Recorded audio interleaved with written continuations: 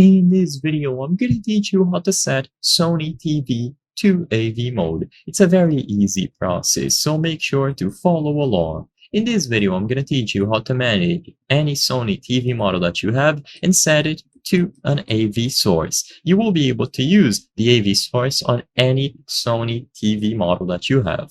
To do this, usually you will have to first check the connections at the back. So if you look at the back of your TV, regardless of the model, you should be able to find something similar to this panel here, where you will be able to establish all of the necessary connections. So plug in your AV cables, make sure that they are properly plugged in, ensure that they are fully connected, which allows them to be detected when you power on the TV and you head over to the sources. So once these cables have been inserted into their respective ports at the back of your TV, you will be able to power it on and then access these sources available.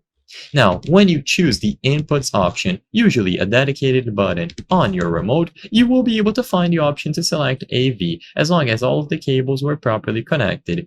So if you have a modern TV, you should see a screen similar to this one. Alternatively, if you have an older model, it might be like this instead. But all that you have to do is find AV on this list, and immediately upon selecting AV, the AV source that you connected through the ports at the back of the television will be used. You can change between any of these inputs available. As long as you have the AV connected, it should appear under the list and you will be able to select it.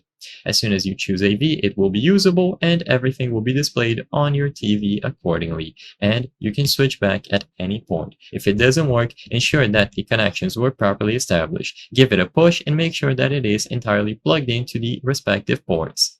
I hope I was able to help you on how to set your Sony TV to AV mode.